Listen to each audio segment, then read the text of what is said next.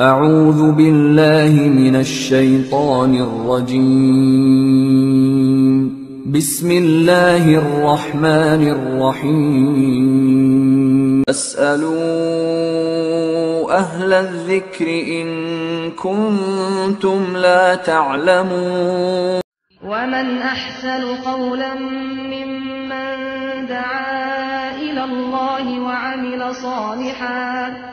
وعمل صالحا وقال إنني من المسلمين ওয়ালাইকুম আসসালাম ওয়া রাহমাতুল্লাহি ওয়া বারাকাতুহু।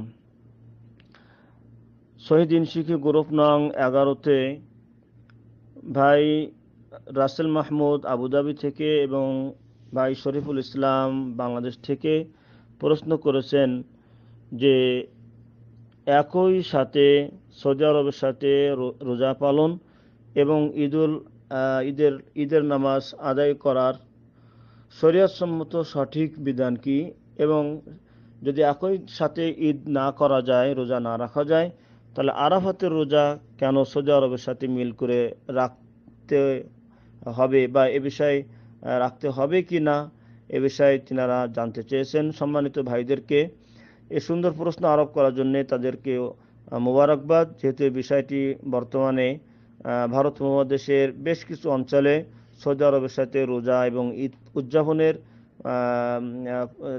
উদযাপন করতে দেখা যায়। তাই এ বিষয়ে কোরআন এবং হাদিসের আলোকে সঠিক বিধান জেনে সে অনুপাতে আমাদের রমজানের ফরজ রোজা বা অন্য নফল রোজা, যেমন আরাফা রোজা, তেমনিভাবে ঈদের বছরের মুসলিমদের জন্য দুটি গুরুত্বপূর্ণ ঈদ সালাত, সেটা হচ্ছে সালাতুল ঈদ, ঈদুল ফিতর এবং ঈদুল আজহা। ফলে সেটা যাতে রাসূল সাল্লাল্লাহু আলাইহি সাল্লামের অমীয় বাণী হাদিসের উপরেই যাতে আমাদের এই ইবাদতগুলি হয়, যা আল্লাহ রাব্বুল আলামিনের কাছে কবুল হওয়ার একমাত্র শর্ত এবং কারণ তাই এই সুন্দর প্রশ্ন আরোপ করার জন্য সকল ভাইদেরকে ধন্যবাদ। বিসমিল্লাহ ওয়াসসালাতু ওয়াসসালামু আলা রাসূলিল্লাহ ওয়া আলা আলিহি ওয়া সাহবিহি ওয়া মান ওয়ালা। সম্মানিত দিনী ভাই ও বোনেরা, ফাল্লাযী আলাইহিল মুহাক্কিকুনা মিন আহলিল ইলমি আন্নাল ইখতিলাফা ফি মাতালি'ল মু'তাবার, অর্থাৎ পৃথিবীর যারা বিশেষজ্ঞ কোরআন এবং হাদিসের ক্ষেত্রে, যারা সত্যিকারে যারা মুহাক্কিকিন উলামা, যারা কোরআন এবং হাদিসের গভীর জ্ঞান রাখেন এবং গবেষণা করেন, তাদের কাছে এটা ধর্তব্য এবং গ্রহণীয়, বা তাদের গবেষণার যেটা ফসল কোরআন এবং হাদিসের উপরে, সেটা হচ্ছে আল ইখতিলাফুল ফিল মাতালি'ল মু'তাবার। পৃথিবীর বিভিন্ন স্থানের দূরত্বের ভিন্নতায় চাঁদ ওঠার ভিন্নতা বা ব্যবধান, এটা গ্রহণীয়, এটা আমল করতে হবে সে অনুপাতে। কেননা পৃথিবীর এক দেশ থেকে অন্য দেশের দূরত্ব অনেক বেশি আছে, ফলে সব দেশের চাঁদ একই সময় ওঠে না এবং দেখা যায় না, এটাই চির বাস্তবতা, যা অস্বীকার করার কোনো উপায় নেই। কেননা সৌদি আরব থেকে যারা পশ্চিমে অবস্থান করেন, তেনারা সৌদি আরবেরও পূর্বে চাঁদ দেখেন, এবং যারা পূর্বে অবস্থান করেন এশিয়া মহাদেশ, বিশেষ করে ভারত উপমহাদেশ, তেনারা সৌদি আরবের পরে চাঁদ দেখেন। ফলে যদি সৌদি আরবের সাথে চাঁদ দেখে, সৌদি আরবের সাথে যদি রোজা এবং রমজানের ফরজ রোজা এবং বা নফল রোজা, আরাফাত দিবস বা আশুরাত দিবস, দিনের রোজা রাখা অথবা ঈদের নামাজ যদি সৌদি আরবের সাথে করতে হয়, তাহলে যারা সৌদি আরবের পশ্চিমে অবস্থান করছেন, তাদেরকে চাঁদ দেখার পরও একদিন অপেক্ষা করে সৌদি আরবের সাথে করতে হয়। তেমনিভাবে যারা পূর্বে অবস্থান করছেন, বিশেষ করে ভারত উপমহাদেশ যেখান থেকে প্রশ্ন এসেছে, তিনারা সৌদি আরবের 1 থেকে 2 দিন পরে তিনারা চাঁদ দেখেন, যেটা চির বাস্তবতা। ফলে তাদেরকে সৌদি আরবের 2 দিন পরে তাদেরকে সৌদি আরবকে আরও 2 দিন অপেক্ষা করে তাদেরকে নিয়ে ঈদ করতে হয়।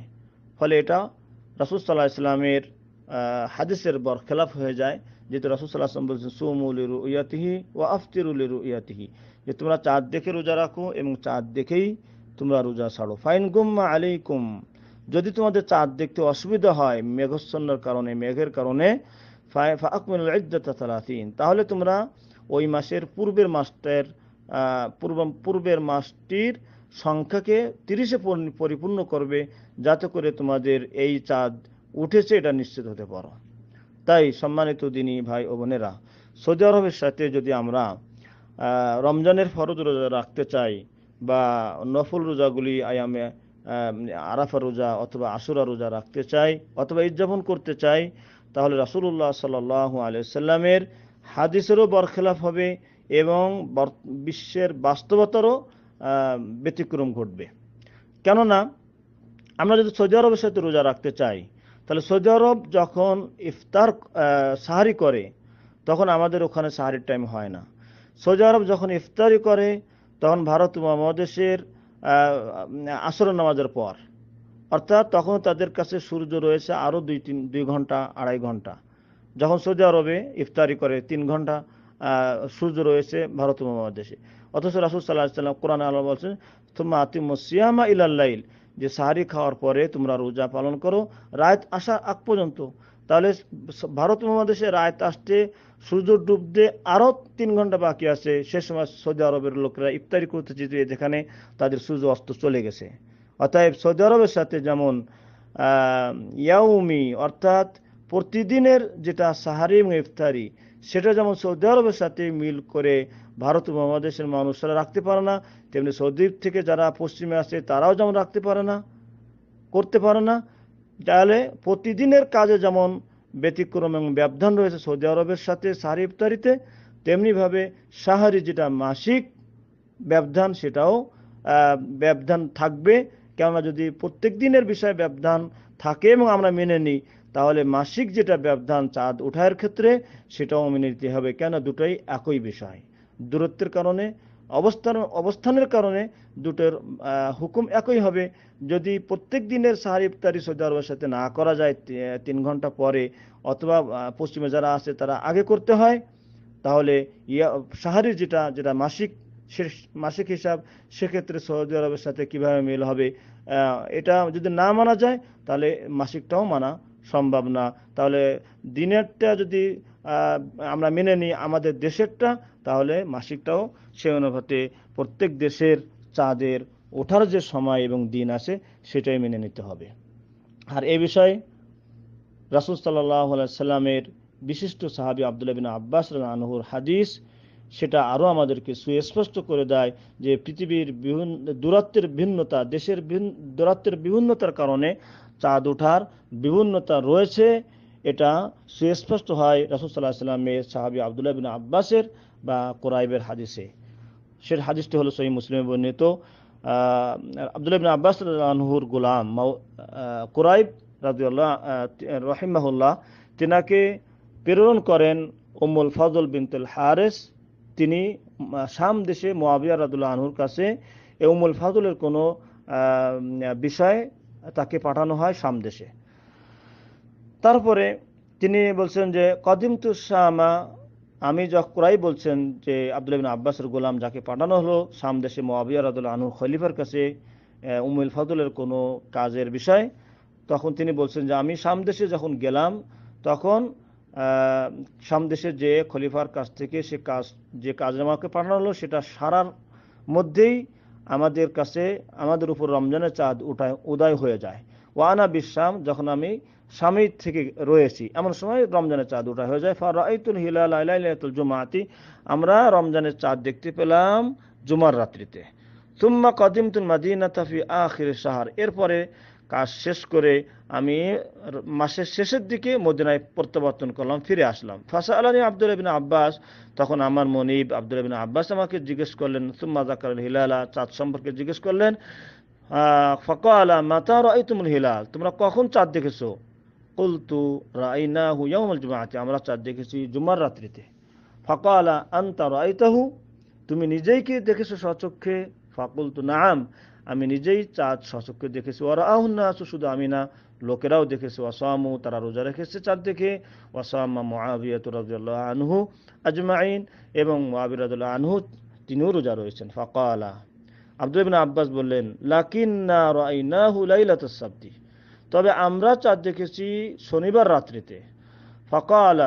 ফাকালা কুরাইব বললেন, না, লাকিন্না রাআইনাহু লাইলাতুস সাবত, আমরা চাঁদ দেখেছি শনিবার রাত্রিতে। ফালা নাযালু নাসুমু হাত্তা নুকমিলা 30 আও নারাহু, অতএব আমরা রোজা রেখেই যাব, রাখতেই থাকবো যতক্ষণ না রমজানের 30 পূর্ণ হয়, অথবা আও নারাহু, অথবা আমরা চাঁদ না দেখতে পাই। ফাকুলতু, কুরাইব বলছেন যে আমি বললাম, ফালা তাকফি রুয়াতু মুআবিয়াতা ওয়া সিয়ামু, মুআবিয়া রাদিয়াল্লাহু আনহুর খলিফা, তেনার চাঁদ দেখা এবং রোজা রাখা কি আপনার জন্য যথেষ্ট নয়? ফাকাল আল্লাহ, আব্দুল্লাহ ইবনে আব্বাস বলেন যে না, হাকাযা আমারানা রাসূলুল্লাহ সাল্লাল্লাহু আলাইহি ওয়াসাল্লাম, এইভাবেই চাঁদ দেখে রোজা রাখতে আমাদেরকে রাসূলুল্লাহ সাল্লাল্লাহু আলাইহি ওয়াসাল্লাম এবং চাঁদ দেখে রোজা ছাড়তে তিনি আমাদেরকে আদেশ করেছেন।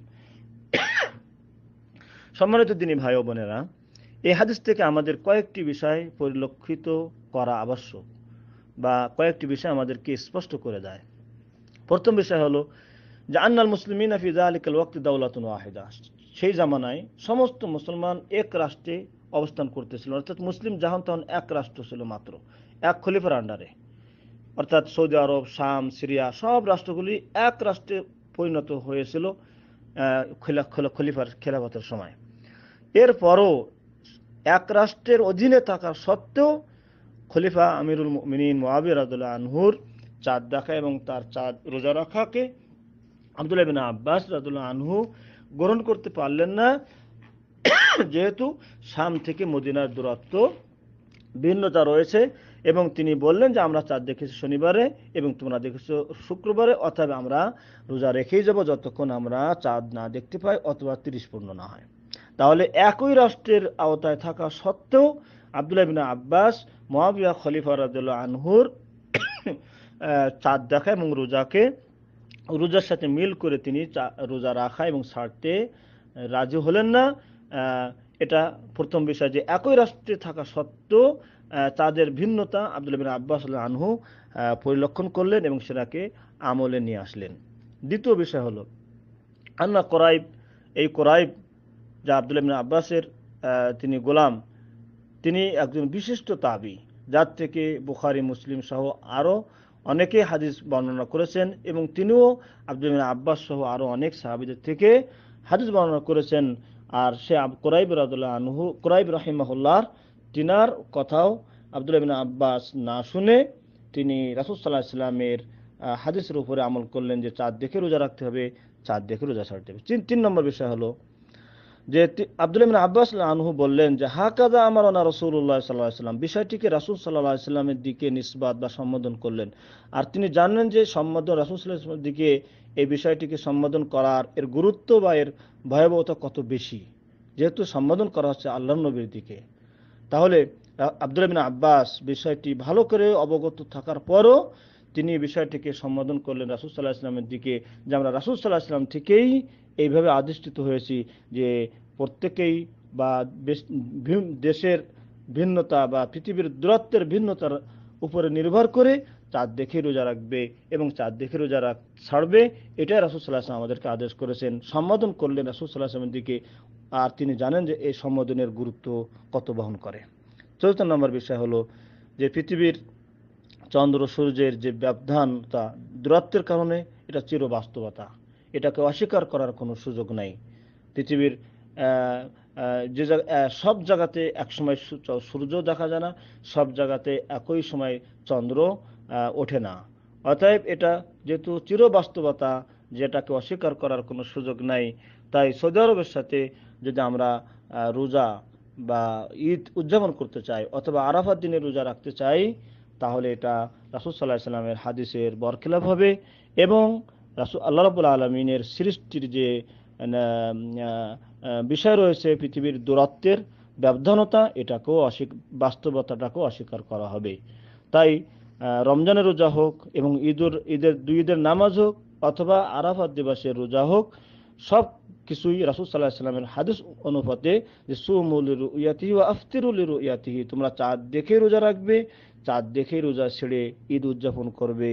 রাসূল সাল্লাল্লাহু আলাইহি ওয়াসাল্লামের এই হাদিসের উপর আমল করতে হবে এবং পৃথিবীর বাস্তবতার উপরেও আমল করতে হবে, কেননা দিন ওয়াহি এবং বাস্তবতা ব্যতিক্রম ঘটে না। তাই আরাফাত দিবসের রোজাও আমাদেরকে আপন আপন দেশের চাঁদ দেখা অনুপাতেই 9 তারিখে জিলহজ মাসের 9 তারিখেই রোজা রাখতে হবে।